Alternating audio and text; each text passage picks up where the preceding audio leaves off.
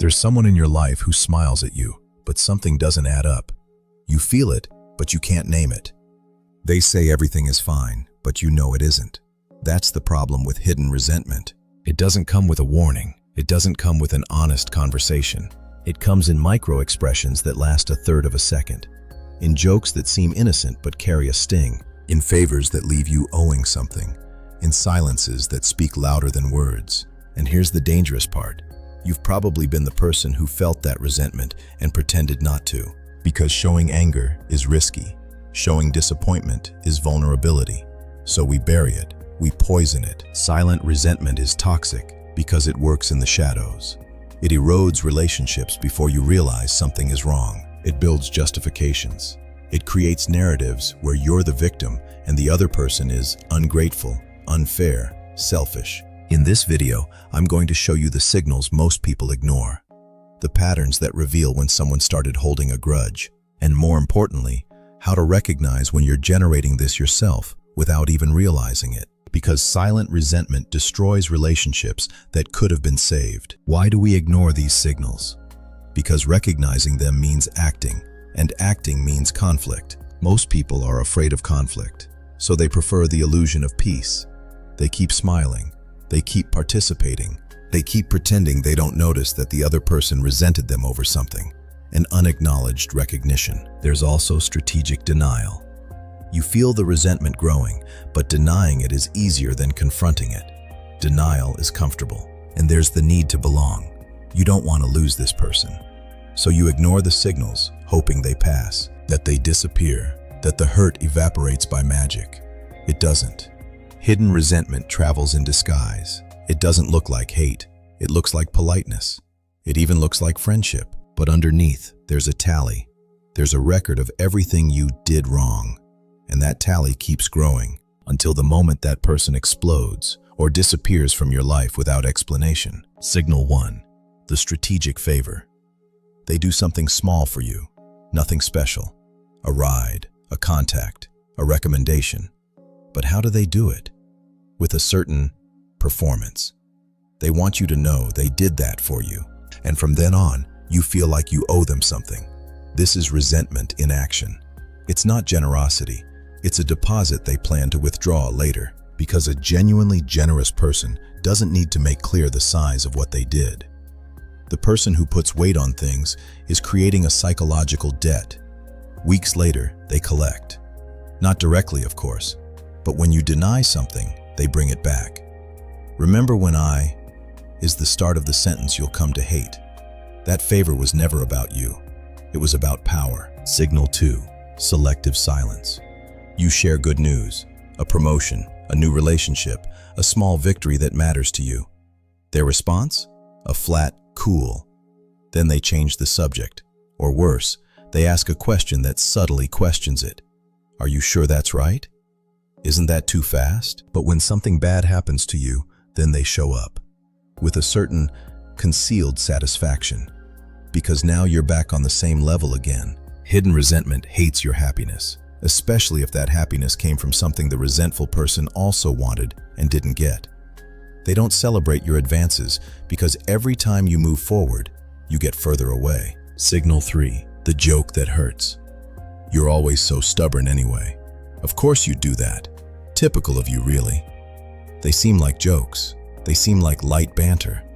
But there's a sting, an observation that sounds like criticism disguised as humor. Here's the genius of resentment.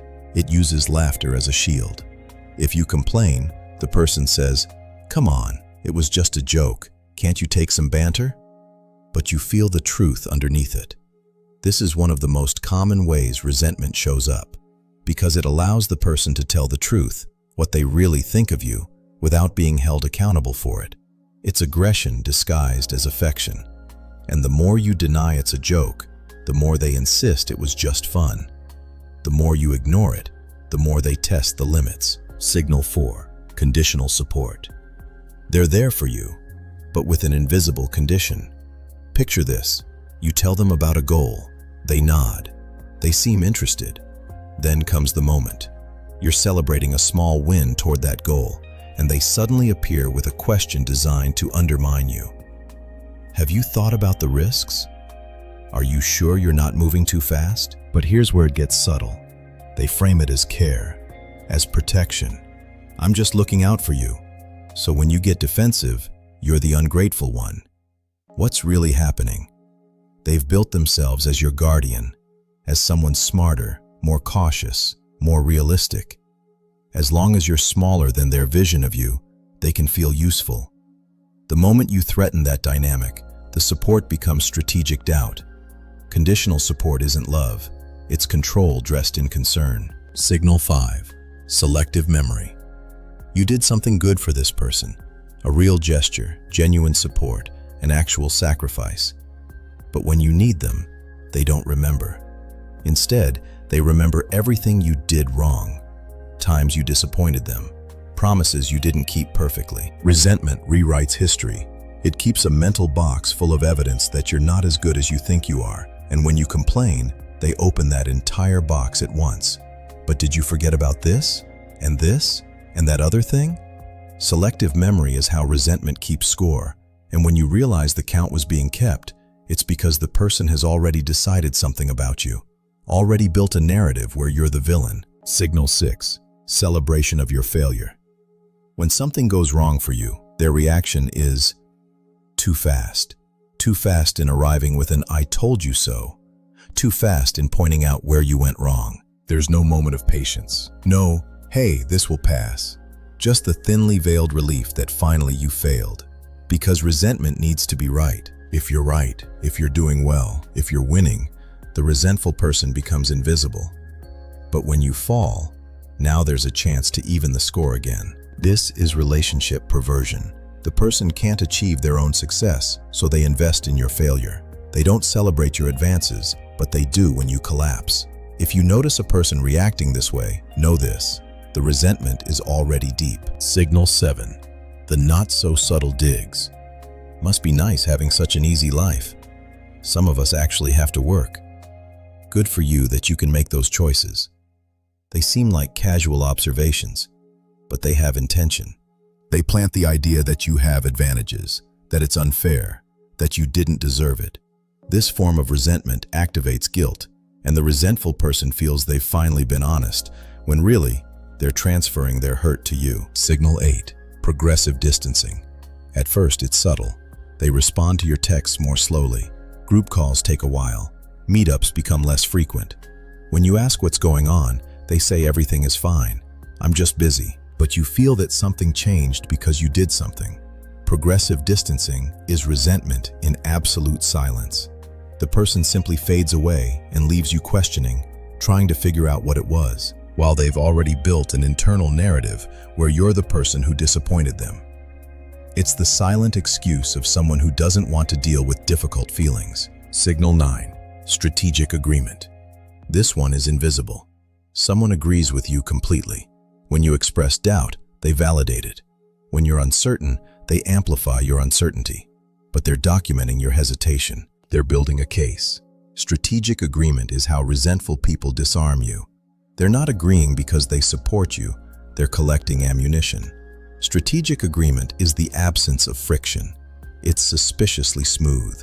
How to respond without escalating. First strategy: observe the pattern. Don't react to the incident. One joke is just a joke. But when you see the pattern, then you know it's not paranoia. Slightly change the relationship. Less vulnerability. Second strategy: the response that disarms manipulation. When someone makes a joke that hurts, simply don't laugh. Change the subject. When someone offers strategic agreement, test them. If they amplify doubt, you have your answer. Third strategy: strategic distancing. You don't need a dramatic conversation. Simply reduce personal exposure.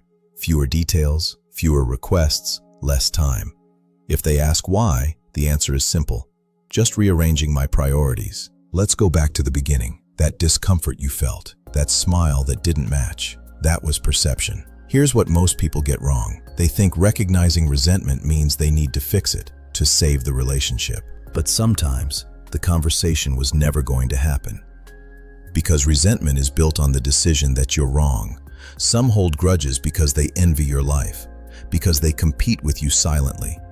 The answer isn't dialogue, it's observation. So the real question isn't, how do I make them stop? The real question is, why am I still investing in someone who's invested in seeing me fail? From now on, observe before reacting. Watch who celebrates you. Watch who competes with you silently. Comment below. Tell me which signal you recognized, because the patterns we see in others are often the ones we need to stop creating ourselves.